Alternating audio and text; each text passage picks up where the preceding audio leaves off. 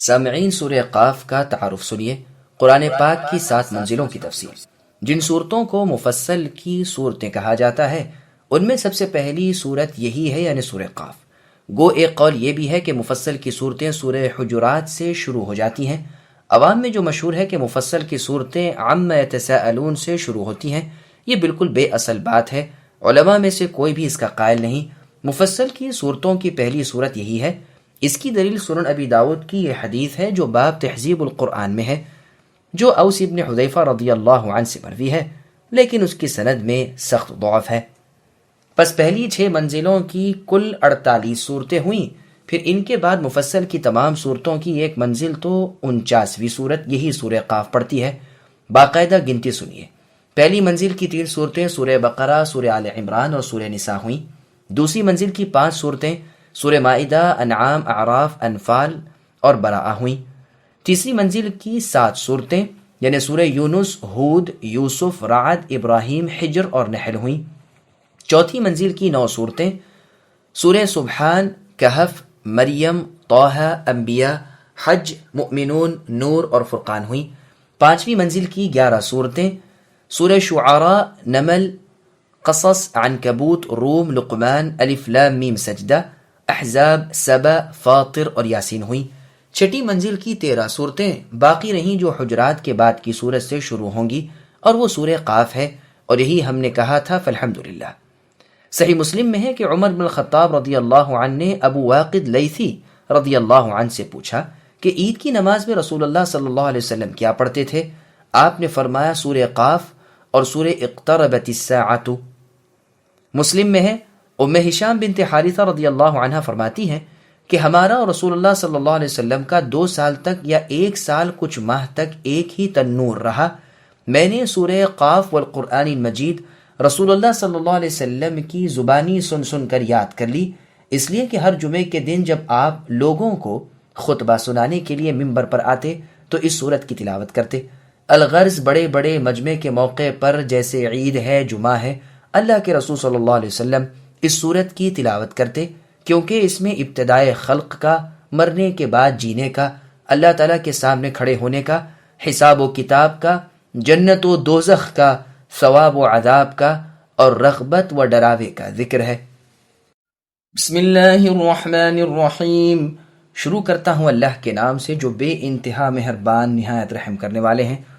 قاف والقرآن المجید بل عجبوا ان جاءهم منذر منهم فقال الكافرون هذا شيء عجيب أإذا متنا وكنا ترابا ذلك رجع بعيد قد علمنا ما تنقص الأرض منهم وعندنا كتاب حفيظ بل كذبوا بالحق لما جاءهم فهم في أمر مريج۔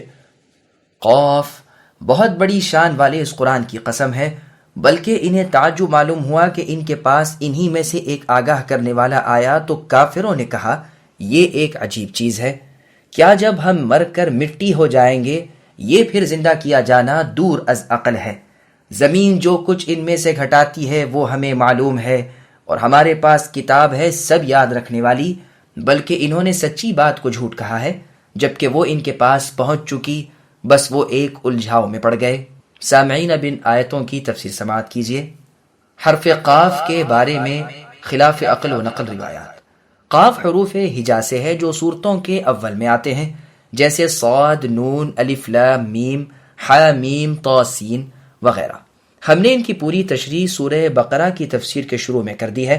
بعض سلف کا قول ہے کہ قاف ایک پہاڑ ہے جو تمام زمین گھیرے ہوئے ہے۔ میں تو جانتا ہوں کہ دراصل یہ بنی اسرائیل کے خرافات میں سے ہے جنہیں بعض لوگوں نے لے لیا، یہ سمجھ کر کہ ان سے روایت لینی مباح ہے، گو تصدیق تکذیب نہیں کر سکتے۔ لیکن میرا خیال ہے کہ یہ اور اس جیسی اور روایتیں تو بنی اسرائیل کے بد دینوں نے گھڑ لی ہوں گی تاکہ لوگوں پر دین کو خلط ملط کر دیں۔ آپ خیال کیجئے کہ اس امت میں باوجود یہ کہ علماء کرام اور حفاظان عظام کی بہت بڑی دیندار مخلص جماعت ہر زمانے میں موجود رہی، تاہم بددینوں نے بہت تھوڑی مدت میں موضوع یعنی من گھڑت احادیث تک گھڑ لیں۔ پس بنی اسرائیل جن پر مدتیں گزر چکیں جو حفظ سے عاری تھے، جن میں نقادان فن موجود نہ تھے، جو کلام الہی کو اصلیت سے ہٹا دیا کرتے تھے، جو شرابوں میں مخمور رہا کرتے تھے، جو آیات الہی کو بدل ڈالا کرتے تھے، ان کا کیا ٹھیک ہے؟ پس حدیث نے جو روایات ان سے لینی مباح رکھی ہیں، یہ وہ روایات ہیں جو کم از کم عقل و فہم میں تو آ سکیں، نہ وہ جو صریح خلاف عقل ہوں کہ سنتے ہی ان کے باطل اور غلط ہونے کا فیصلہ عقل کر دیتی ہو، اور اس کا جھوٹ ہونا اتنا واضح ہو کہ اس پر دلیل لانے کی ضرورت نہ پڑے۔ پس مندرجہ بالا روایت بھی ایسی ہی ہے، واللہ اعلم۔ افسوس کہ بہت سے سلف و خلف نے اہل کتاب سے اس قسم کی حکایتیں قرآن مجید کی تفسیر میں وارد کر دی ہیں۔ دراصل قرآن کریم ایسی زٹلایات کا کچھ محتاج نہیں، فالحمدللہ۔ یہاں تک کہ امام ابو محمد عبد الرحمن ابن ابی حاتم رازی رحمہ اللہ نے بھی یہاں ایک عجیب و غریب اثر بروایت ابن عباس رضی اللہ عنہما وارد کر دیا ہے، جو ازروئے سند کے ثابت نہیں۔ اس میں ہے کہ اللہ تبارک و تعالی نے ایک سمندر پیدا کیا ہے جو اس ساری زمین کو گھیرے ہوئے ہے، اور اس سمندر کے پیچھے ایک پہاڑ ہے جو اسے گھیرے ہوئے ہے، اس کا نام قاف ہے۔ آسمان دنیا اسی پر اٹھا ہوا ہے۔ پھر اللہ نے اس پہاڑ کے پیچھے ایک زمین بنائی ہے جو اس زمین سے 7 گنا بڑی ہے۔ پھر اس کے پیچھے ایک سمندر ہے جو اسے گھیرے ہوئے ہے۔ پھر اس کے پیچھے پہاڑ ہے جو اسے گھیرے ہوئے ہے، اسے بھی قاف کہتے ہیں۔ دوسرا آسمان اسی پر بلند کیا ہوا ہے۔ اسی طرح 7 زمینیں، 7 سمندر، 7 پہاڑ اور 7 آسمان گنوائے۔ پھر سورہ لقمان کی آیت نمبر 27، والبحر یمدہ من بعدہ 7 ابحر تلاوت فرمائی۔ اس اثر کی اسناد میں انقطاع یعنی بیچ میں سند کٹی ہوئی ہے۔ علی بن ابی طلحہ جو روایت ابن عباس رضی اللہ عنہما سے کرتے ہیں، اس میں ہے کہ قاف اللہ کے ناموں میں سے ایک نام ہے۔ مجاہد رحمہ اللہ فرماتے ہیں قاف بھی مثل صاد، نون، حامیم، طاسین، الف لام میم وغیرہ کے حروف ہجا میں سے ہے۔ پس ان روایات سے بھی ابن عباس رضی اللہ عنہما کا وہ فرمان ہونا اور دور ہو جاتا ہے۔ یہ بھی کہا گیا ہے کہ مراد اس سے یہ ہے کہ کام کا فیصلہ کر دیا گیا، قسم ہے اللہ کی، اور قاف کہہ کر باقی جملہ چھوڑ دیا گیا کہ یہ دلیل ہے کہ محذوف پر جیسے شاعر کہتا ہے قلت لها قفی فقالت قاف، لیکن یہ کہنا بھی ٹھیک نہیں، اس لیے کہ محذوف پر دلالت کرنے والا کلام صاف ہونا چاہیے، اور یہاں کون سا کلام ہے جس سے اتنے بڑے جملے کے محذوف ہونے کا پتہ چلے؟ پھر اس کرم اور عظمت والے قرآن کی قسم کھائی جس کے آگے سے یا پیچھے سے باطل آ نہیں سکتا، جو حکمتوں اور تعریفوں والے رب اللہ تعالیٰ کی طرف سے نازل ہوا ہے۔ اس قسم کا جواب کیا ہے؟ اس میں بھی کئی قول ہیں۔ امام ابن جریر رحمہ اللہ نے تو بعض نحویوں سے نقل کیا ہے کہ اس کا جواب قد علمنا پوری آیت تک ہے، لیکن یہ بھی غور طلب ہے، بلکہ جو اب قسم کے بعد کا مضمون کلام ہے، یعنی نبوت اور دوبارہ جی اٹھنے کا ثبوت اور تحقیق گو قسم لفظوں سے اس کو جواب نہ بتلاتی ہو، ایسا قرآن کی قسموں کے جواب میں اکثر ہے، جیسے کہ سورہ صاد کی تفسیر کے شروع میں گزر چکا ہے، اسی طرح یہاں بھی ہے۔ پھر آگے اللہ فرماتے ہیں کہ ان کافروں نے اس بات پر تعجب ظاہر کیا کہ انہی میں سے ایک انسان کیسے رسول بن گیا، جیسے کہ اللہ تعالیٰ نے سورہ یونس کی آیت نمبر 2 میں فرمایا اَكَانَ لِلنَّاسِ عَجَبًا أَنْ أَوْحَيْنَا إِلَى رَجُلٍ مِّنْهُمْ الآیہ، یعنی کیا لوگوں کو اس بات سے تعجب ہوا کہ ہم نے انہی میں سے ایک شخص کی طرف اپنی وحی بھیجی کہ تم لوگوں کو ہوشیار کر دو، یعنی دراصل یہ کوئی تعجب کی چیز نہ تھی۔ اللہ جسے چاہے فرشتوں میں سے اپنی رسالت کے لیے چن لیتے ہیں اور جسے چاہے انسانوں میں سے چن لیتے ہیں۔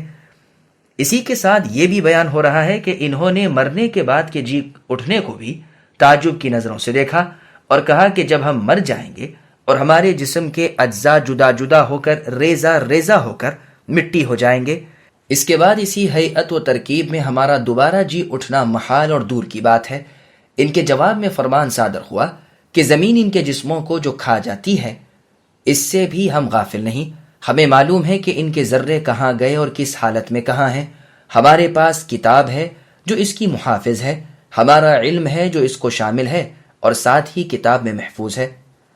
تفسیر ابن جریر طبری میں ابن عباس رضی اللہ عنہما کا قول ہے، فرماتے ہیں یعنی ان کے گوشت، چمڑے، ہڈیاں اور بال جو کچھ زمین کھا جاتی ہے ہمارے علم میں ہے۔ پھر پروردگار عالم اللہ تعالیٰ ان کفار و مشرکین کے اس محال سمجھنے کی اصل وجہ بیان فرما رہے ہیں کہ دراصل یہ حق کو جھٹلانے والے لوگ ہیں، اور جو لوگ اپنے پاس حق کے آ جانے کے بعد اس کا انکار کر دیں ان سے بھلی سمجھ چھن جاتی ہے۔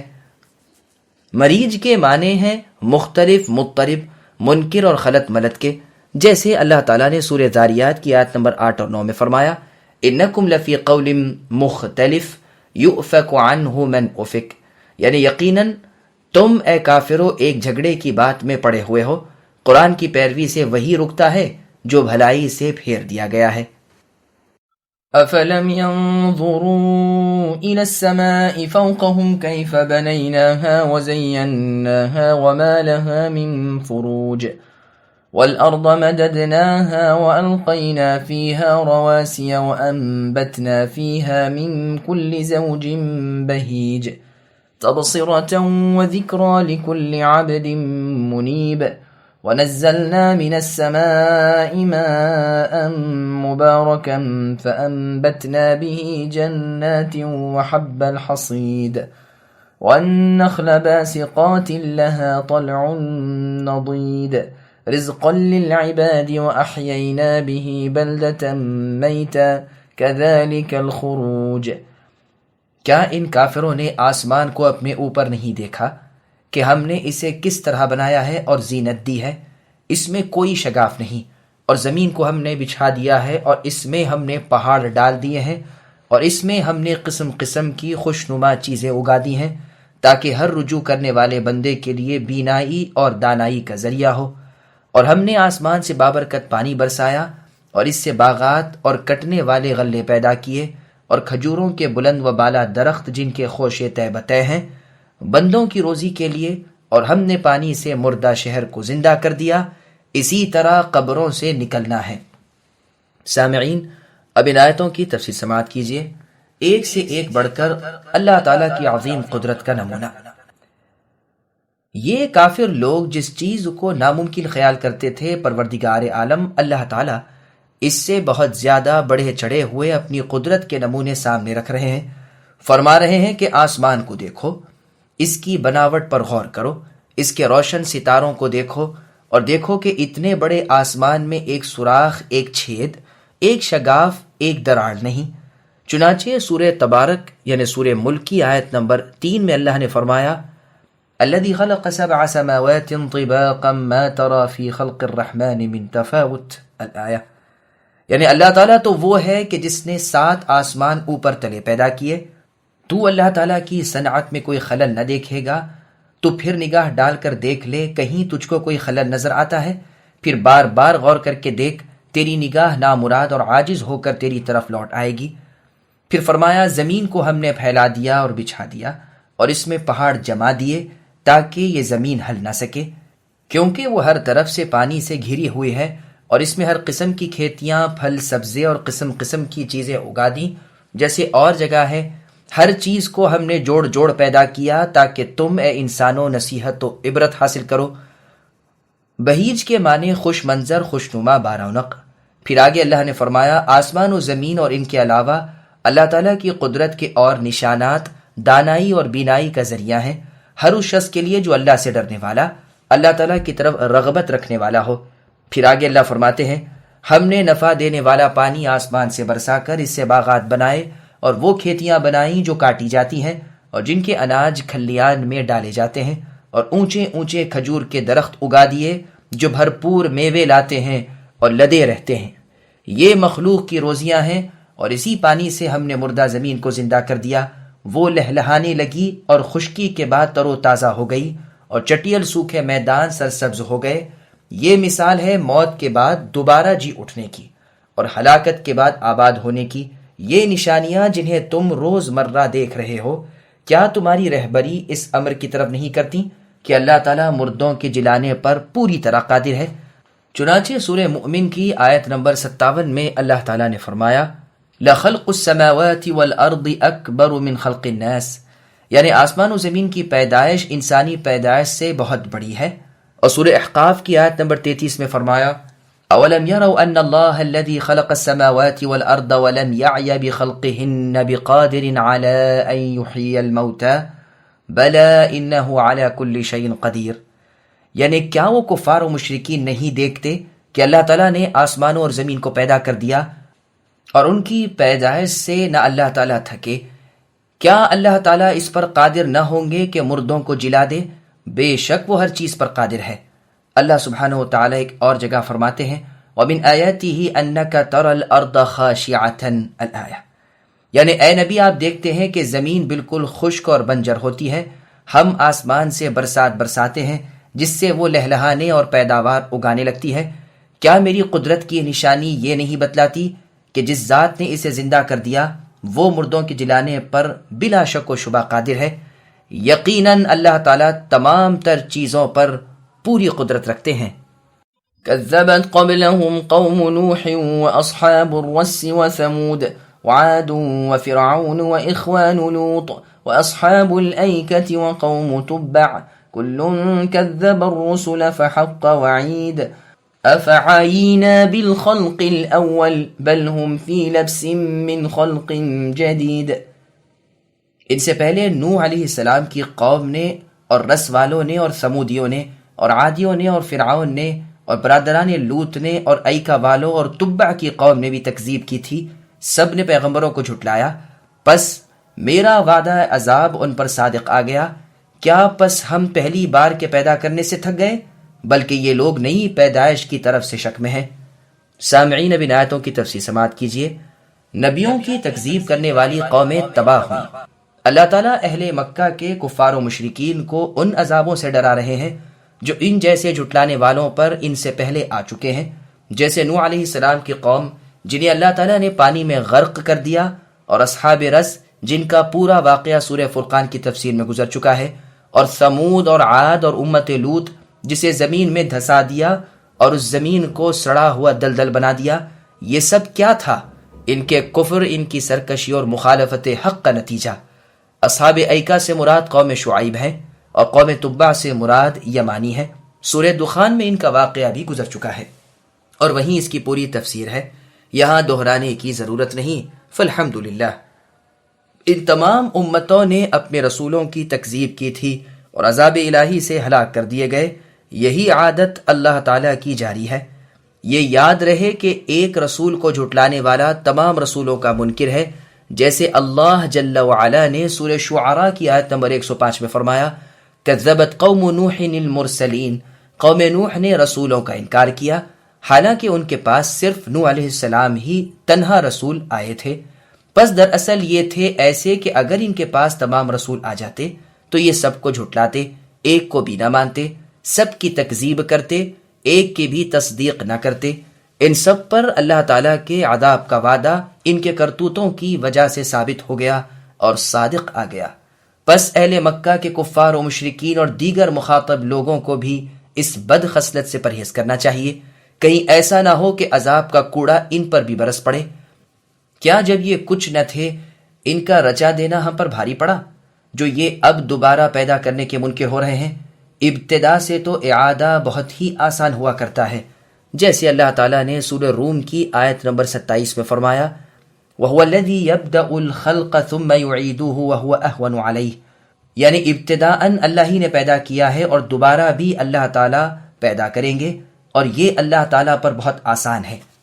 اور سورہ یاسین کی آیت نمبر 78 میں اللہ تعالیٰ نے فرمایا وَضَرَبَ لَنَا مَثَلًا وَنَسِيَ خَلْقَهُ، یعنی انسان اپنی پیدائش کو تو بھول کر ہمارے سامنے مثالیں بیان کرنے لگا اور کہنے لگا ان بوسیدہ سڑی گلی ہڈیوں کو کون زندہ کرے گا؟ اے نبی آپ جواب دیجئے کہ وہ اللہ جس نے انہیں پہلی بار پیدا کیا اور جو تمام مخلوق کو جانتے ہیں۔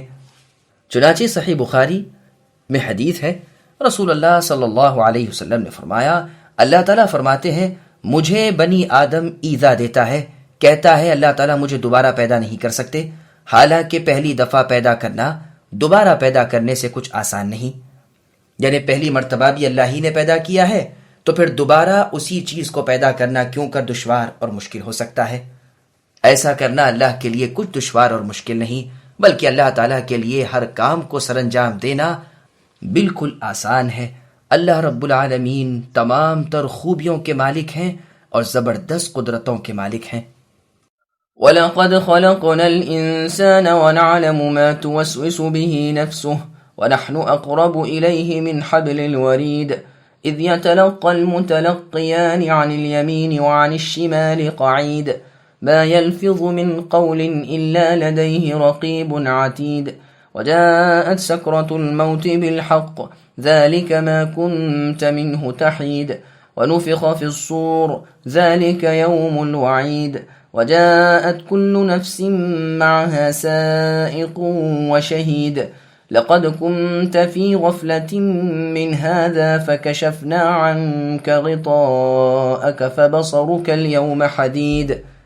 اور ہم نے انسان کو پیدا کیا ہے اور اس کے دل میں جو خیالات اٹھتے ہیں ان سے ہم واقف ہیں، اور ہم اس کی رگے جان سے بھی زیادہ اس سے قریب ہیں. جس وقت کہ وہ لینے والے لیتے جاتے ہیں، ایک دائیں طرف اور ایک بائیں طرف بیٹھا ہوا ہے. انسان کوئی لفظ منہ سے نکالنے نہیں پاتا مگر کہ اس کے پاس نگہبان تیار ہے. موت کی سختی یقیناً پیش آئے گی، یہی ہے جس سے اے انسان تو بدکتا پھرتا تھا. اور سور پھونک دیا جائے گا، وعدہ عذاب کا دن یہی ہے. اور ہر شخص اس طرح آئے گا کہ اس کے ساتھ ایک ہمراہ لانے والا ہوگا اور ایک گواہی دینے والا. یقیناً اے انسان تو اس سے غفلت میں تھا، لیکن ہم نے تیرے سامنے سے پردہ ہٹا دیا، پس آج تیری نگاہ بہت تیز ہے. سامعین اب آیتوں کی تفسیر سماعت کیجیے. اللہ کا علم و قدرت انسان کی شہرت سے زیادہ قریب ہے، اور خود اللہ رب العالمین ساتوں آسمانوں کے اوپر اپنے عرش پر مستوی ہے. اللہ تعالیٰ بیان فرما رہے ہیں کہ وہی انسان کے پیدا کرنے والے ہیں، اور اللہ کا علم تمام چیزوں کو گھیرے ہوئے ہے. یہاں تک کہ انسان کے دل میں جو برے بھلے خیالات پیدا ہوتے ہیں انہیں بھی اللہ تعالیٰ بخوبی جانتے ہیں. چنانچہ صحیح بخاری اور مسلم میں ہے، رسول اللہ نے فرمایا کہ اللہ تعالیٰ نے میری امت کے دل میں جو خیالات آئیں ان سے درگزر فرما لیا ہے جب تک کہ وہ زبان سے نہ نکالیں یا عمل نہ کریں. اور ہم اس کی رگے جان سے بھی زیادہ اس کے نزدیک ہیں، یعنی ہمارے فرشتے. اور بعضوں نے کہا ہے اللہ تعالیٰ کا علم. ان کی غرض یہ ہے کہ کہیں حلول اور اتحاد نہ لازم آ جائے جو بالاجماع اللہ رب العالمین کی ذات بابرکت و مقدس سے بعید ہے، اور اللہ تعالیٰ اس سے بالکل پاک ہے. یعنی اللہ تعالیٰ خود ہر چیز میں گتے ہوئے اور ہر جگہ خود موجود نہیں، بلکہ اپنے عرش پر مستوی ہے، مخلوق سے جدا ہے، ساتوں آسمانوں کے اوپر بلندی میں ہے. لیکن لفظ کا تقاضا یہ نہیں، اس لیے کہ وہ انا نہیں کہا بلکہ وہ نحنو کہا، یعنی میں نہیں کہا بلکہ ہم کہا ہے. یہی لفظ اس شخص کے بارے میں کہے گئے ہیں جس کی موت قریب آ گئی ہو اور منزع کے عالم میں ہو. چنانچہ اللہ تعالیٰ نے سورہ واقعہ کی آیت نمبر 85 میں فرمایا وَنَحْنُ أَقْرَبُ إِلَيْهِ مِنْكُمْ الْآيَةِ، یعنی ہم تم سب سے زیادہ اس مرنے والے کے قریب ہیں لیکن تم نہیں دیکھتے. یہاں بھی مراد مرنے والے سے قریب فرشتے ہیں کہ وہ اس قدر قریب ہوتے ہیں، جیسا کہ اللہ تعالیٰ نے سورہ حجر کی آیت نمبر 9 میں فرمایا إِنَّا نَحْنُ نَزَّلْنَا الذِّكْرَ وَإِنَّا لَهُ لَحَافِظُونَ، یعنی ہم نے ہی ذکر کو نازل فرمایا اور ہم ہی اس کے محافظ ہیں. فرشتے ہی ذکر یعنی قرآن کریم کو لے کر نازل ہوئے ہیں، اور یہاں بھی مراد فرشتوں کی اتنی نزدیکی ہے جس پر اللہ نے انہیں قدرت بخش رکھی ہے. پس انسان پر ایک چوکا فرشتے کا ہوتا ہے اور ایک شیطان کا. اسی طرح شیطان بھی جسم انسان میں اسی طرح پھرتا ہے جس طرح خون، جیسے سچوں کے سچے اللہ کے نبی محمد صلی اللہ علیہ وسلم نے فرمایا ہے. اس لیے اس کے بعد ہی فرمایا کہ 2 فرشتے جو دائیں بائیں بیٹھے ہیں وہ تمہارے اعمال لکھ رہے ہیں. ابن آدم کے منہ سے جو کلمہ نکلتا ہے اسے محفوظ رکھنے والے اور اسے نہ چھوڑنے والے اور فوراً لکھ لینے والے فرشتے مقرر ہیں، جیسے اللہ تعالیٰ نے سورہ انفطار کی آیت نمبر 10 میں فرمایا وَإِنَّ عَلَيْكُمْ لَحَافِظِينَ الآیہ، تم پر اے انسانوں محافظ ہیں، بزرگ فرشتے جو تمہارے فعل سے باخبر ہیں اور لکھنے والے ہیں. حسن و قتادہ رحمہم اللہ تو فرماتے ہیں یہ فرشتے ہر نیک و بد عمل لکھ لیا کرتے ہیں. ابن عباس رضی اللہ عنہما کے 2 قول ہیں، ایک تو یہی ہے، دوسرا قول آپ کا یہ ہے کہ ثواب و عذاب آپ کا لکھ لیا کرتے ہیں. لیکن آیت کے ظاہری الفاظ پہلے قول کی ہی تائید کرتے ہیں، کیونکہ فرمان ہے جو لفظ نکلتا ہے اس کے پاس محافظ تیار ہیں. چنانچہ مسند احمد میں ہے، رسول اللہ فرماتے ہیں انسان ایک کلمہ اللہ کی رضامندی کا کہہ گزرتا ہے جسے وہ کوئی بہت بڑا اجر کا کلمہ نہیں جانتا، لیکن اللہ تعالیٰ اس کی وجہ سے اپنی رضامندی اس کے لیے قیامت تک لکھ دیتے ہیں. اور کوئی کلمہ برائی کا، ناراضی الہی کا اسی طرح بے پرواہی سے کہہ گزرتا ہے جس کی وجہ سے اللہ تعالیٰ اپنی ناراضی اس پر اپنی ملاقات کے دن تک لکھ دیتے ہیں. علقمہ رحمہ اللہ فرماتے ہیں اس حدیث نے مجھے بہت سی باتوں سے بچا لیا۔ ترمذی وغیرہ میں بھی یہ حدیث ہے اور امام ترمذی اسے حسن بتلاتے ہیں۔ احنف ابن قیس رحمہ اللہ فرماتے ہیں دائیں طرف والا نیکیاں لکھتا ہے اور یہ بائیں طرف والے پر امین ہے۔ جب بندے سے کوئی خطا ہو جاتی ہے تو یہ کہتا ہے ٹھہر جا، اگر اس نے اسی وقت توبہ کر لی تو اسے لکھنے نہیں دیتا، اور اگر اس نے توبہ نہ کی تو وہ لکھ لیتا ہے۔ امام حسن بصری رحمہ اللہ اس آیت کی تلاوت کر کے فرماتے تھے اے ابن آدم تیرے لیے صحیفہ کھول دیا گیا ہے اور دو بزرگ فرشتے تجھ پر مقرر کر دیے گئے ہیں، ایک تیرے داہنے دوسرا بائیں۔ دائیں طرف والا تو تیری نیکیوں کی حفاظت کرتا ہے اور بائیں طرف والا برائیوں کو دیکھتا رہتا ہے۔ اب تو جو چاہے عمل کر، کمی کر یا زیادتی کر، جب تو مرے گا تو یہ دفتر لپیٹ دیا جائے گا اور تیرے ساتھ تیری قبر میں رکھ دیا جائے گا، اور قیامت کے دن جب تو اپنی قبر سے اٹھے گا تو یہ تیرے سامنے پیش کر دیا جائے گا۔ اسی کو اللہ تعالیٰ نے سورہ بنی اسرائیل کی آیت نمبر 13 میں ارشاد فرمایا وَكُلَّ إِنسَانٍ أَلْزَمْنَاهُ طَائِرَهُ فِي عُنُقِهِ وَنُخْرِجُ لَهُ يَوْمَ الْقِيَامَةِ كِتَابًا يَلْقَاهُ مَنشُورًا، یعنی ہر انسان کی شامت اعمال ہم نے اس کے گلے لگا دی ہے، اور ہم قیامت کے دن اس کے سامنے اس کا نام اعمال ایک کتاب ڈال دیں گے جسے وہ کھلی ہوئی پائے گا۔ پھر اس سے کہیں گے کہ اپنی کتاب پڑھ لے، آج تو خود ہی اپنا حساب لینے کو کافی ہے۔ پھر حسن رحمہ اللہ نے فرمایا اللہ تعالیٰ کی قسم، اللہ نے بڑا ہی عدل و انصاف کیا جس نے خود تجھے ہی تیرا محاسب بنا دیا۔ ابن عباس رضی اللہ عنہما فرماتے ہیں جو کچھ تو برا بھلا کلمہ زبان سے نکالتا ہے وہ سب لکھا جاتا ہے، یہاں تک کہ تیرا یہ کہنا بھی کہ میں نے کھایا، میں نے پیا، میں گیا، میں آیا، میں نے دیکھا وغیرہ۔ پھر جمعرات والے دن اس کے اقوال و افعال پیش کیے جاتے ہیں، خیر و شر باقی رکھ لی جاتی ہے اور سب کچھ ہٹا دیا جاتا ہے۔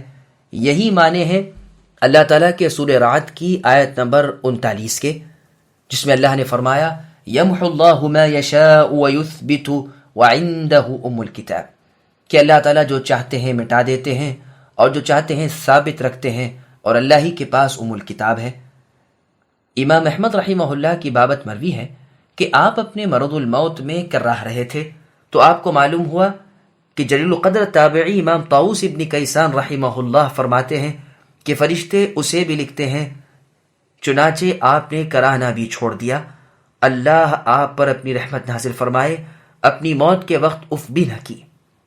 پھر آگے اللہ فرماتے ہیں اے انسان، موت کی بے ہوشی یقیناً آئے گی، اس وقت وہ شک دور ہو جائے گا جس میں آج کل تو مبتلا ہے، اس وقت تجھ سے کہا جائے گا کہ یہی ہے جس سے تو بھاگتا پھرتا تھا، اب وہ آ گئی تو کسی طرح اس سے نجات نہیں پا سکتا، نہ بچ سکتا ہے، نہ اسے روک سکتا ہے، نہ اسے اپنے سے دور ڈھکیل سکتا ہے، نہ ٹال سکتا ہے، نہ مقابلہ کر سکتا ہے، نہ کسی کی مدد و سفارش کچھ کام آ سکتی ہے۔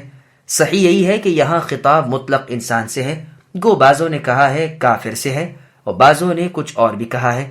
ام المؤمنین عائشہ رضی اللہ عنہ فرماتی ہیں میں اپنے والد ابو بکر رضی اللہ عنہ کے آخری وقت میں آپ کے سرانے بیٹھی تھی، آپ پر غشی طاری ہوئی تو میں نے یہ بیت پڑھا من لا يزال دمعه مقنعا فإنه لا بد مرة مدفوق، مطلب یہ ہے کہ جس کے آنسو ٹھہرے ہوئے ہیں وہ بھی ایک مرتبہ ٹپک پڑیں گے۔ تو آپ نے اپنا سر اٹھا کر کہا پیاری بچی، یوں نہیں بلکہ جس طرح اللہ تعالیٰ نے فرمایا وَجَاءَتْ سَكْرَةُ الْمَوْتِ بِالْحَقِّ، اور روایت میں بیت کا پڑھنا اور صدیق اکبر رضی اللہ عنہ کا یہ فرمانا مروی ہے کہ یوں نہیں اے میری بچی بلکہ یہ آیت پڑھو۔ اس اثر کے اور بھی بہت سے طریق ہیں جنہیں میں نے سیرت الصدیق رضی اللہ عنہ میں آپ کی وفات کے بیان میں جمع کر دیا ہے۔ صحیح بخاری میں ہے کہ رسول اللہ صلی اللہ علیہ وسلم پر جب موت کی غشی طاری ہونے لگی یعنی بے ہوشی، تو رسول اللہ اپنے چہرے مبارک سے پسینہ پوچھتے جاتے اور فرماتے جاتے سبحان اللہ، اللہ کی ذات پاک ہے، موت کی بڑی سختیاں ہیں۔ اس آیت کے پچھلے جملے کی تفسیر دو طرح کی گئی ہے، ایک تو یہ کہ ما موصولہ ہے، یعنی یہ وہی ہے جسے اے انسان تو بہت دور جانتا تھا۔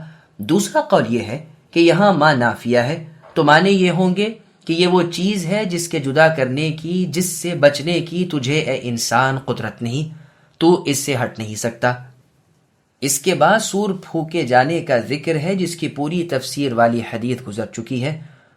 پھر آگے اللہ تعالیٰ فرماتے ہیں ہر شخص کے ساتھ ایک فرشتہ تو میدان محشر کی طرف لانے والا ہوگا اور ایک فرشتہ اس کے اعمال کی گواہی دینے والا ہوگا۔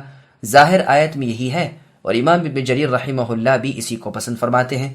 تفسیر ابن جریر ہی میں ہے کہ عثمان ابن عفان رضی اللہ عنہ نے اس آیت کی تلاوت ممبر پر کی اور فرمایا، ایک چلانے والا جس کے ہمراہ یہ میدان محشر میں آئے گا اور ایک گواہ ہوگا جو اس کے اعمال کی شہادت یعنی گواہی دے گا۔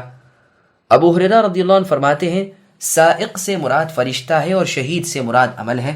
ابن عباس رضی اللہ عنہما کا قول ہے سائق فرشتوں میں سے ہوں گے اور شہید سے مراد خود انسان ہے جو اپنے اوپر آپ گواہی دے گا۔ پھر اس کے بعد کی آیت میں جو خطاب ہے اس کی نسبت 3 قول ہیں۔ ایک تو یہ کہ یہ خطاب کافر سے ہوگا، دوسرا یہ کہ اس سے مراد عام انسان ہے نیک بد سب، تیسرا یہ کہ اس سے مراد رسول اللہ صلی اللہ علیہ وسلم ہے۔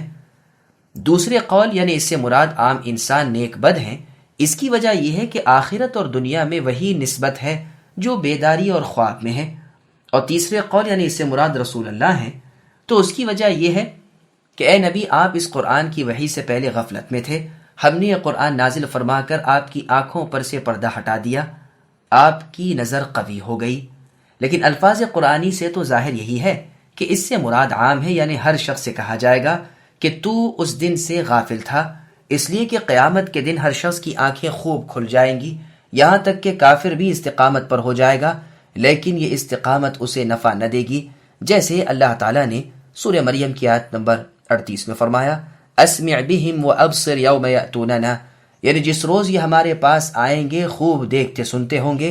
اور سورہ حامیم سجدہ کی آیت نمبر 12 میں فرمایا وَلَوْ تَرَى إِذِ الْمُجْرِمُونَ الآیہ، یعنی اے نبی وہ وقت بھی قابل دید ہے کہ تم دیکھتے جب گنہگار لوگ اپنے رب کے سامنے سرنگو پڑے ہوں گے اور کہہ رہے ہوں گے اے اللہ ہم نے دیکھ لیا اور سن لیا، اب ہمیں دنیا میں لوٹا دیجئے تو ہم نیک اعمال کریں گے اور کامل یقین رکھیں گے۔ وقال قرينه هذا ما لدي عتيد القيا في جهنم كل كفار عنيد مناع للخير معتد مريب الذي جعل مع الله إلها آخر فألقياه في العذاب الشديد قال قرينه ربنا ما أطغيته ولكن كان في ضلال بعيد قال لا تختصموا لدي وقد قدمت إليكم بالوعيد ما يبدل القول لدي وما أنا بظلام للعبيد۔ انسان کا ہم نشین فرشتہ کہے گا یہ حاضر ہے جو کہ میرے پاس تھا، ڈال دو جہنم میں ہر کافر سرکش کو جو نیک کام سے روکنے والا، حد سے گزر جانے والا اور شک کرنے والا تھا، جس نے اللہ کے ساتھ دوسرا معبود بنا لیا تھا، بس اسے سخت عذاب میں ڈال دو۔ اس کا ہم نشین شیطان کہے گا اے ہمارے پروردگار میں نے گمراہ نہیں کیا تھا بلکہ یہ خود ہی دور دراز کی گمراہی میں تھا۔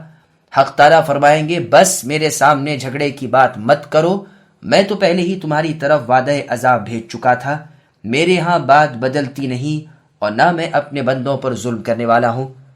سامعین اب ان آیتوں کی تفسیر سماعت کیجیے۔ انسان کا نگران اور گواہ فرشتہ، اللہ تعالیٰ کا ارشاد ہو رہا ہے کہ جو فرشتہ ابن آدم کے اعمال پر مقرر ہے وہ اس کے اعمال کی گواہی دے گا اور کہے گا کہ یہ ہے میرے پاس تیرا حاضر بلا کم و کاست۔ مجاہد رحمہ اللہ فرماتے ہیں یہ اس فرشتے کا کلام ہوگا جسے سائق کہا گیا ہے جو اسے محشر میں لے آیا تھا۔ امام ابن جریر رحمہ اللہ فرماتے ہیں میرے نزدیک مختار قول یہ ہے کہ یہ شامل ہے اس فرشتے کو بھی اور گواہی دینے والے فرشتے کو بھی۔ اب اللہ تعالیٰ اپنی مخلوق کے فیصلے عدل و انصاف سے کریں گے۔ القیا تثنیہ کا صیغہ ہے، بعض نحوی کہتے ہیں کہ بعض عرب واحد کو تثنیہ کر دیا کرتے ہیں، جیسے کہ حجاج کا مقولہ مشہور ہے کہ وہ اپنے جلاد سے کہتا تھا اضربا عنقہ، تم دونوں اس کی گردن مار دو، حالانکہ جلاد ایک ہی ہوتا تھا۔ ابن جریر رحمہ اللہ نے اس کی شہادت میں عربی کا ایک شعر بھی پیش کیا ہے۔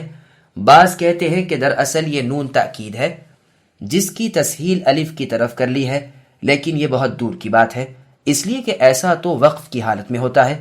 بظاہر یہ بھی معلوم ہوتا ہے کہ یہ خطاب اوپر والے دونوں فرشتوں سے ہوگا، لانے والے فرشتے نے اسے حساب کے لیے پیش کیا اور گواہی دینے والے نے گواہی دے دی، تو اللہ تعالیٰ ان دونوں کو حکم دیں گے کہ اسے جہنم کی آگ میں ڈال دو جو بدترین جگہ ہے، اللہ ہمیں محفوظ رکھے۔ پھر آگے اللہ فرماتے ہیں کہ ہر کافر اور ہر حق کے مخالف اور ہر حق کے نہ ادا کرنے والے اور ہر نیکی صلہ رحمی اور بھلائی سے خالی رہنے والے اور ہر حد سے گزر جانے والے، خواہ وہ مال کے خرچ میں اسراف کرتا ہو، خواہ بولنے اور چلنے پھرنے میں اللہ تعالیٰ کے احکام کی پرواہ نہ کرتا ہو، اور ہر شک کرنے والے اور ہر اللہ کے ساتھ شریک کرنے والے کے لیے یہی حکم ہے کہ اسے پکڑ کر سخت جہنم کے عذابوں میں ڈال دو۔ پہلے حدیث گزر چکی ہے کہ جہنم قیامت کے دن لوگوں کے سامنے اپنی گردن نکالے گی اور بآواز بلند پکار کر کہے گی، جسے تمام محشر کا مجمع سنے گا، کہ میں 3 قسم کے لوگوں پر مقرر کی گئی ہوں، ہر سرکش حق کے مخالف کے لیے اور ہر مشرک کے لیے اور ہر تصویر بنانے والے کے لیے، پھر وہ ان سب سے لپٹ جائے گی۔ مسند کی حدیث میں تیسری قسم کے لوگ وہ بتلاتے ہیں جو ظالمانہ قتل کرنے والے ہوں۔ پھر آگے اللہ نے فرمایا، اس کا ساتھی کہے گا، اس سے مراد شیطان ہے جو اس کے ساتھ موکل تھا، یہ اس کافر کو دیکھ کر اپنی برات و بیزارگی کرے گا اور کہے گا کہ میں نے اسے نہیں بہکایا، بلکہ یہ تو خود گمراہ تھا، باطل کو از خود قبول کر لیتا تھا، حق کا اپنے آپ مخالف تھا۔ جیسے دوسری آیت میں ہے کہ شیطان جب دیکھے گا کہ کام ختم ہوا تو کہے گا، اللہ نے تم سے سچا وعدہ کیا تھا اور میں تو وعدہ خلاف ہوں ہی، میرا کوئی زور تم پر تھا ہی نہیں، میں نے تو تم سے کہا، تم نے فوراً مان لیا، اب مجھے ملامت نہ کرو بلکہ اپنی جانوں کو ملامت کرو، نہ میں تمہیں کام دے سکوں نہ تم میرے کام آ سکو، تم جو مجھے شریک بنا رہے تھے میں تو پہلے سے ہی اس کا انکاری تھا، ظالموں کے لیے المناک عذاب ہے۔ پھر آگے اللہ فرماتے ہیں، اللہ تعالیٰ انسان سے اور اس کے ساتھی شیطان سے فرمائیں گے کہ میرے سامنے نہ جھگڑو، کیونکہ انسان کہہ رہا ہوگا کہ اے اللہ، اس شیطان نے مجھے جبکہ میرے پاس نصیحت آ چکی گمراہ کر دیا، اور شیطان کہے گا، اے اللہ، میں نے اسے گمراہ نہیں کیا۔ تو اللہ تعالیٰ انہیں اس تو میں سے روک دیں گے اور فرمائیں گے، میں تو اپنی حجت ختم کر چکا، رسولوں کی زبانی یہ سب باتیں تمہیں سنا چکا تھا، کتابیں بھیج دی تھیں اور ہر طریقے سے اور ہر طرح سے تمہیں سمجھا بجھا دیا تھا، سنو جو فیصلہ کرنا ہے وہ میں کر چکا، میری باتیں بدلتی نہیں، میں ظالم نہیں جو دوسرے کے گناہ پر کسی کو پکڑوں، ہر شخص پر اتمام حجت ہو چکی اور ہر شخص اپنے گناہوں کا خود آپ ذمہ دار ہے۔ يوم نقول لجهنم هل امتلأت وتقول هل من مزيد وأزلفت الجنة للمتقين غير بعيد هذا ما توعدون لكل أواب حفيظ من خشي الرحمن بالغيب وجاء بقلب منيب ادخلوها بسلام ذلك يوم الخلود لهم ما يشاءون فيها ولدينا مزيد۔ جس دن ہم دوزخ سے پوچھیں گے کیا تو بھر چکی، وہ جواب دے گی کیا کچھ اور زیادہ بھی ہے، اور جنت پرہیزگاروں کے لیے بالکل قریب کر دی جائے گی اور ذرا بھی دور نہ ہوگی، یہ ہے جس کا تم سے وعدہ کیا جاتا تھا، ہر اس شخص کے لیے جو رجوع کرنے والا اور پابندی کرنے والا ہو، جو رحمان کا غائبانہ خوف رکھتا ہو اور توجہ والا دل لایا ہو۔ تم اس جنت میں سلامتی کے ساتھ جاؤ، یہ ہمیشہ رہنے کا دن ہے، یہ وہاں جو چاہیں انہی کا ہے، بلکہ ہمارے پاس اور بھی زیادہ ہے۔ سامعین، اب ان آیتوں کی تفسیر سماعت کیجیے۔ جہنم کا اللہ تعالیٰ سے ہم کلام ہونا، چونکہ اللہ تبارک و تعالیٰ کا جہنم سے وعدہ ہے کہ وہ اسے پر کر دیں گے، اس لیے قیامت کے دن جو جنات اور انسان اس کے قابل ہوں گے انہیں اس میں ڈالا جائے گا، اور اللہ تبارک و تعالیٰ دریات فرمائیں گے کہ اے جہنم اب تو پر ہو گئی، اور یہ کہے گی کہ اگر کچھ اور گنہگار باقی ہوں تو انہیں بھی مجھ میں ڈال دیجئے۔ صحیح بخاری میں اس آیت کی تفسیر میں یہ حدیث ہے کہ رسول اللہ صلی اللہ علیہ وسلم نے فرمایا، جہنم میں گنہگار ڈالے جائیں گے اور وہ زیادتی طلب کرتی رہے گی یہاں تک کہ اللہ تعالیٰ اپنا قدم اس میں رکھیں گے، پس وہ کہے گی بس بس۔ مسند احمد کی حدیث میں یہ بھی ہے کہ اس وقت یہ سمٹ جائے گی اور کہے گی، اے اللہ آپ کی عزت و کرم کی قسم بس بس، اور جنت میں جگہ بچ جائے گی یہاں تک کہ ایک نئی مخلوق کو اللہ تعالیٰ پیدا کر دیں گے اور پھر اللہ تعالیٰ اس جگہ کو آباد کر دیں گے۔ صحیح بخاری میں ہے، جنت اور دوزخ میں ایک مرتبہ گفتگو ہوئی، جہنم نے کہا کہ میں ہر متکبر اور ہر جبار سرکش کے لیے مقرر کی گئی ہوں، اور جنت نے کہا میرا یہ حال ہے کہ مجھ میں کمزور لوگ اور وہ لوگ جو دنیا میں ذی عزت نہ سمجھے جاتے تھے وہ داخل ہوں گے۔ اللہ عز و جل نے جنت سے فرمایا تو میری رحمت ہے، اپنے بندوں میں سے جسے چاہوں گا اس رحمت کے ساتھ نوازوں گا، اور جہنم سے فرمایا تو میرا عذاب ہے، تیرے ساتھ میں جسے چاہوں گا عذاب کروں گا، ہاں تم دونوں بالکل بھر جاؤ گی۔ تو جہنم تو نہ بھرے گی یہاں تک کہ اللہ تعالیٰ اپنا قدم اس میں رکھیں گے، اب وہ کہے گی بس بس بس، اس وقت وہ بھر جائے گی اور اس کے سب جوڑ آپس میں سمٹ جائیں گے، اور اللہ تعالیٰ اپنی مخلوق میں سے کسی پر ظلم نہ کریں گے۔ ہاں جنت میں جو جگہ بچ رہے گی اس کے بھرنے کے لیے اللہ عز و جل اور مخلوق پیدا کر دیں گے۔ مسند احمد کی حدیث میں ہے جہنم کا قول یہ ہے کہ مجھ میں جبر کرنے والے، تکبر کرنے والے بادشاہ اور بڑے سردار داخل ہوں گے۔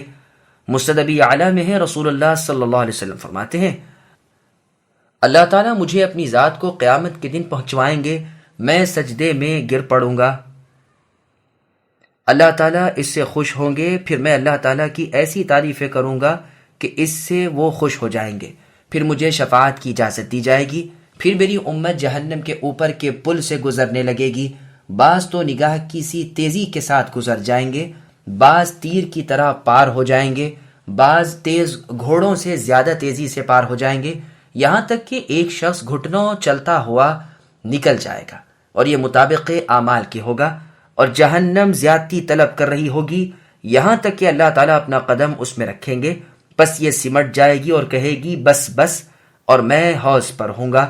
لوگوں نے کہا حوض کیا ہے؟ فرمایا اللہ تعالیٰ کی قسم اس کا پانی دودھ سے زیادہ سفید ہے، اور شہد سے زیادہ میٹھا ہے، اور برف سے زیادہ ٹھنڈا ہے، اور مشک سے زیادہ خوشبودار ہے، اس پر برتن آسمان کے ستاروں سے زیادہ ہیں، جسے اس کا پانی مل گیا وہ کبھی پیاسا نہ ہوگا، اور جو اس سے محروم رہ گیا اسے کہیں پانی نہیں ملے گا جو سیراب ہو سکے۔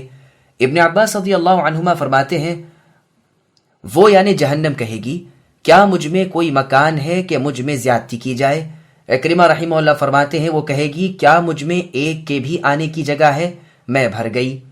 مجاہد رحمہ اللہ فرماتے ہیں اس میں جہنمی ڈالے جائیں گے یہاں تک کہ جہنم کہے گی میں بھر گئی، اور کہے گی کہ کیا مجھ میں زیادتی کی گنجائش ہے؟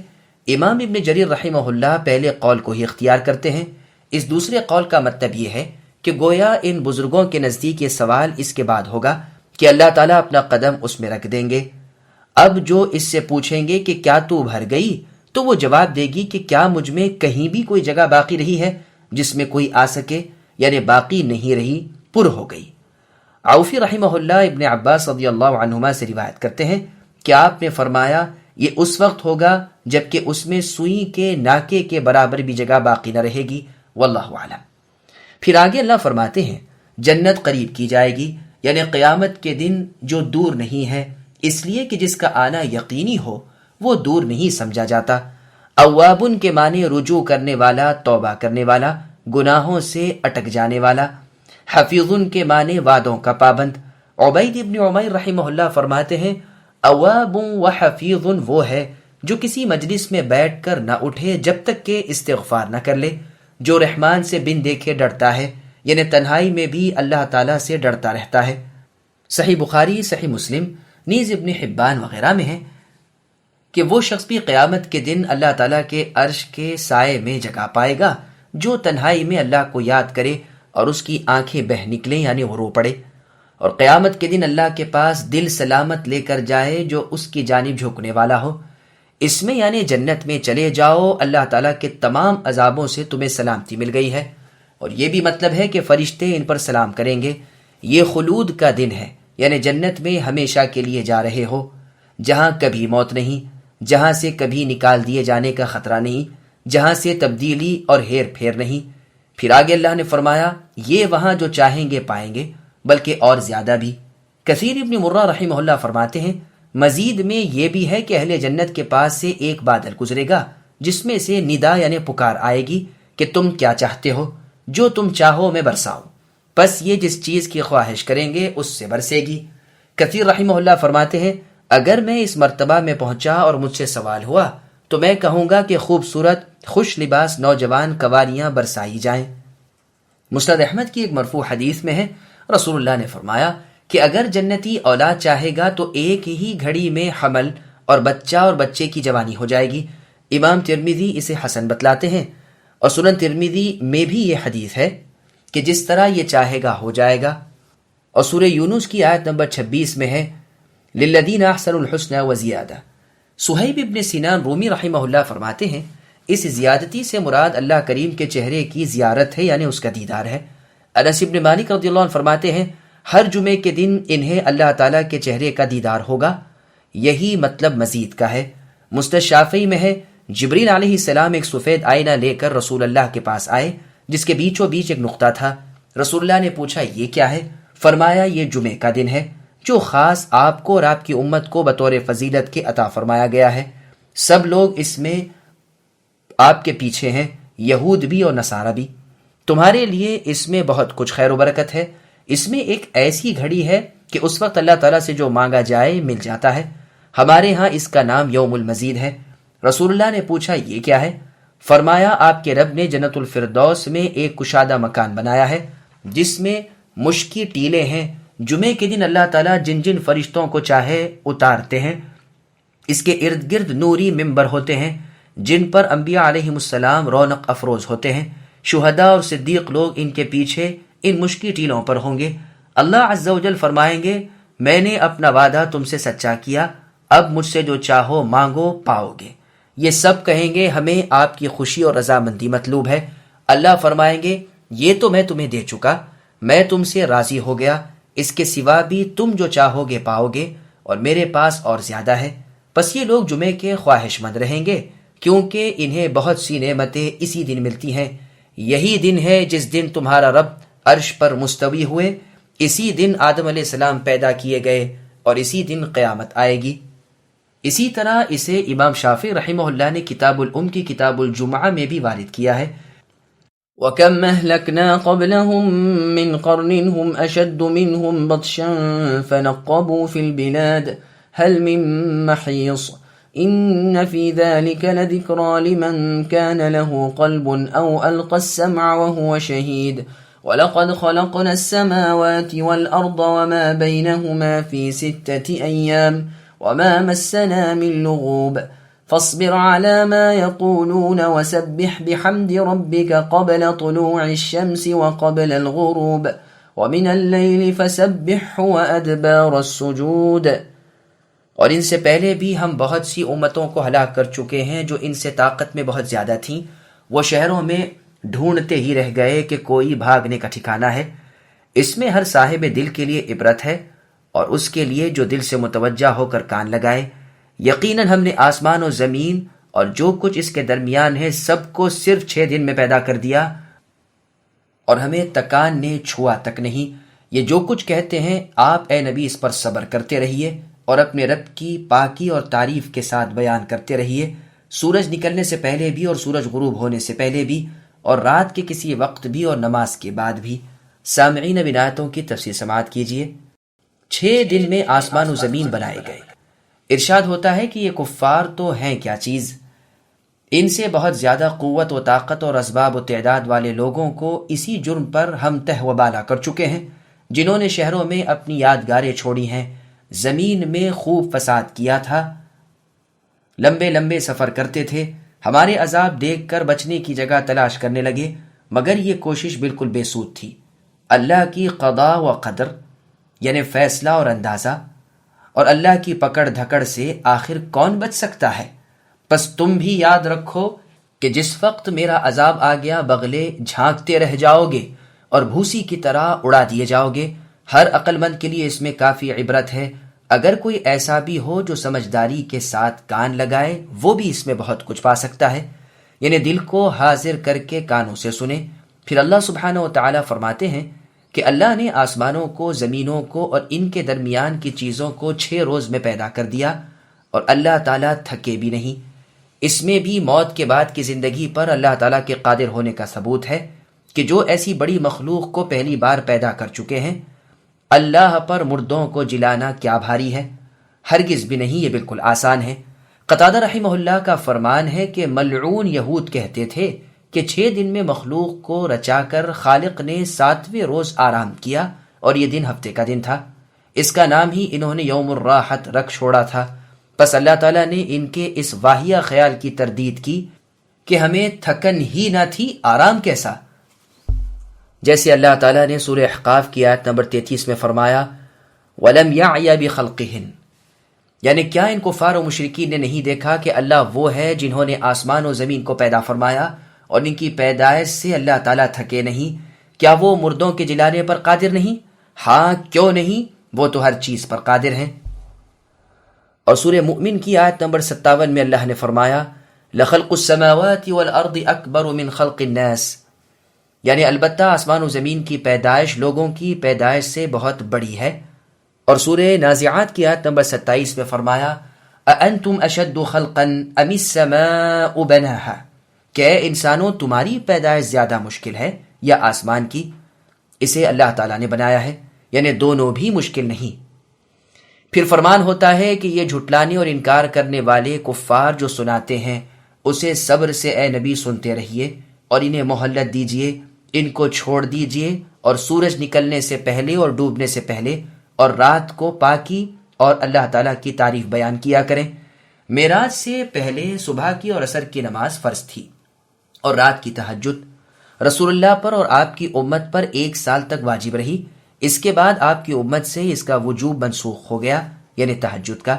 اس کے بعد معراج والی رات 5 نمازیں فرض ہوئیں، جن میں فجر اور عصر کی نمازیں جوں کی توں رہیں۔ پس سورج نکلنے سے پہلے اور ڈوبنے سے پہلے سے مراد فجر کی اور عصر کی نماز ہے۔ مسند احمد میں ہے ہم رسول اللہ صلی اللہ علیہ وسلم کی خدمت میں بیٹھے ہوئے تھے، آپ نے 14ویں رات کے چاند کو دیکھا اور فرمایا تم اپنے رب کے سامنے پیش کیے جاؤ گے اور اپنے رب کو اس طرح دیکھو گے جیسے اس چاند کو دیکھ رہے ہو، جس کے دیکھنے میں کوئی دھکا پیلی نہیں۔ پس اگر تم سے ہو سکے تو خبردار سورج نکلنے سے پہلے کی اور سورج ڈوبنے سے پہلے کی نماز میں مغلوب نہ ہو جایا کرو، یعنی نمازیں پابندی سے پڑھا کرو۔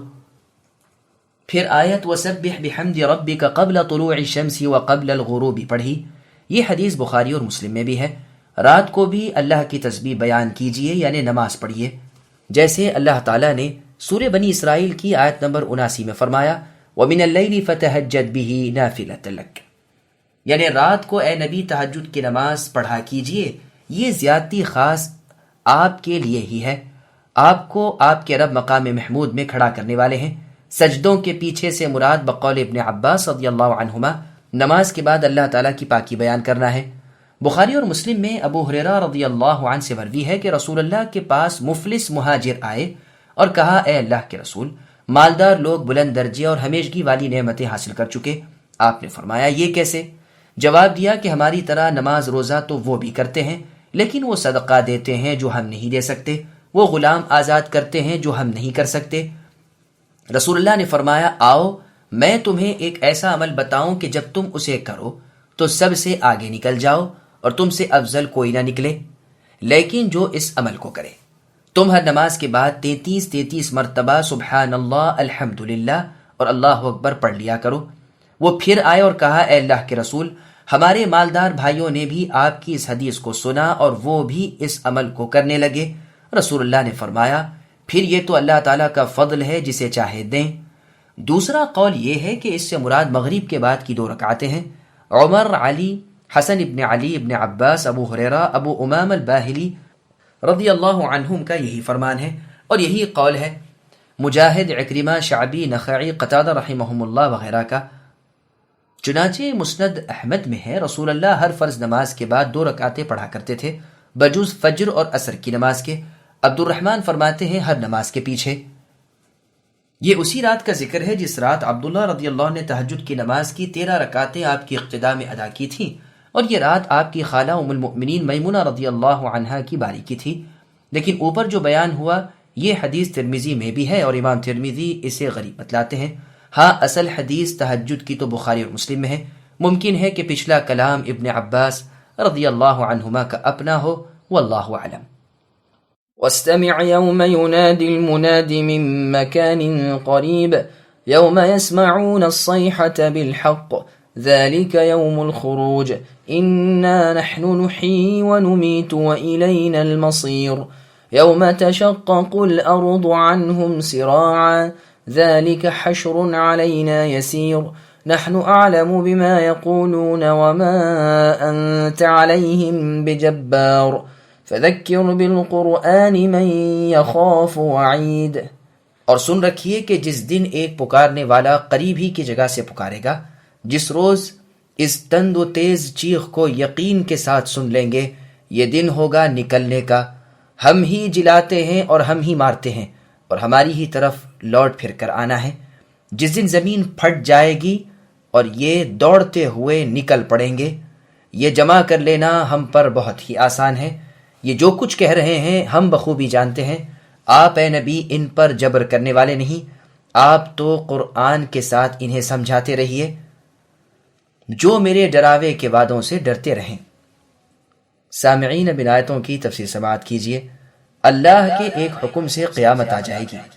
کعب الاحبار رحمہ اللہ فرماتے ہیں اللہ تعالیٰ ایک فرشتے کو حکم دیں گے کہ بیت المقدس کی پتھر پر کھڑے ہو کر آواز لگائے کہ اے سڑی گلی ہڈیوں اور اے جسم کے متفرق اجزاؤ، اللہ تمہیں جمع ہو جانے کا حکم دیتے ہیں تاکہ تمہارے درمیان فیصلہ کر دیں۔ پس مراد اس سے سور ہے۔ یہ حق اس شک و شبہ اور اختلاف کو مٹا دے گا جو اس سے پہلے تھا۔ یہ قبروں سے نکل کھڑے ہونے کا دن ہوگا۔ ابتداً پیدا کرنا، پھر لوٹانا اور تمام مخلوقات کو ایک جگہ لوٹا لانا، یہ اللہ ہی کے بس کی بات ہے۔ اس وقت ہر ایک کو اس کے عمل کا بدلہ اللہ تعالیٰ دے دیں گے۔ تمام بھلائی برائی کا عوض ہر شخص پالے گا۔ زمین پھٹ جائے گی اور سب جلدی جلدی اٹھ کھڑے ہوں گے۔ اللہ تعالیٰ آسمان سے بارش برسائیں گے جس سے مخلوقات کے بدن اگنے لگیں گے۔ جس طرح کیچڑ میں پڑا ہوا دانہ بارش سے اگ جاتا ہے، جب جسم کی پوری نشو نما ہو جائے گی تو اللہ اسرافیل علیہ السلام کو سور پھونکنے کا حکم دیں گے۔ تمام روحیں سور کے سوراخ میں ہوں گی۔ ان کی سور پھونکتے ہی روحیں آسمان و زمین کے درمیان پھرنے لگ جائیں گی۔ اس وقت اللہ تعالیٰ فرمائیں گے میرے عزت و جلال کی قسم ہے، ہر روح اپنے اپنے جسم میں چلی جائے جسے اس نے دنیا میں آباد کر رکھا تھا۔ پس ہر روح اپنے اپنے اصلی جسم میں جا ملے گی، اور جس طرح زہریلے جانور کا اثر چوپائے کے رگ و ریشے میں بہت جلد پہنچ جاتا ہے، اسی طرح اس جسم کے رگ و ریشے میں فوراً روح دوڑ جائے گی اور ساری مخلوق اللہ کے فرمان کے ماتحت دوڑتی ہوئی جلد از جلد میدان محشر میں حاضر ہو جائے گی۔ یہ وقت ہوگا جو کافروں پر بہت ہی سخت ہوگا۔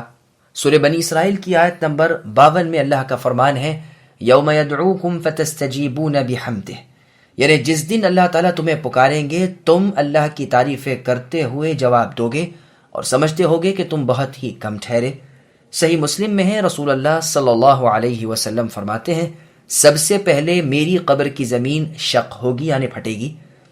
اللہ تعالیٰ فرماتے ہیں کہ یہ دوبارہ کھڑا کرنا ہم پر بہت ہی سہل اور بالکل آسان ہے، جیسے اللہ جل جلالہ نے سورہ قمر کی آیت نمبر 50 میں فرمایا وَمَا أَمْرُنَا إِلَّا وَاحِدَةٌ كَلَمْحٍ بِالْبَصَرِ، یعنی ہمارا حکم اس طرح ایک بارگی ہو جائے گا جیسے آنکھ کا جھپکنا۔ اور سورہ لقمان کی آیت نمبر 28 میں فرمایا مَا خَلْقُكُمْ وَلَا بَعْثُكُمْ إِلَّا كَنَفْسٍ وَاحِدَةٍ الآیہ، یعنی تم سب کا پیدا کرنا اور پھر مارنے کے بعد جلا دینا ایسا ہی ہے جیسے ایک شخص کا۔ اللہ تعالیٰ سننے والے دیکھنے والے ہیں۔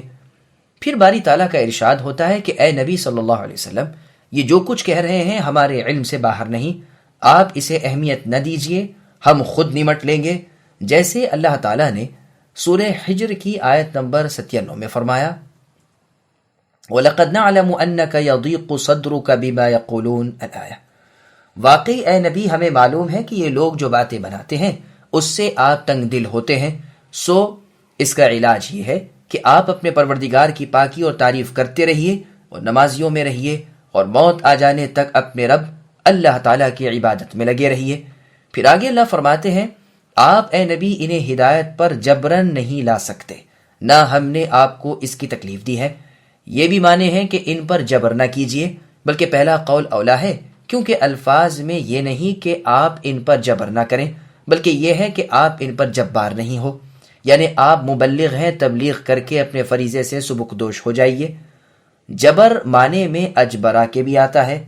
آپ نصیحت کرتے رہیے جس کے دل میں خوف الہی ہے، جو اللہ کے عذابوں سے ڈرتا ہے اور اللہ کی رحمتوں کا امیدوار ہے، وہ ضرور اس تبلیغ سے نفع اٹھائے گا اور راہ راست پر آ جائے گا۔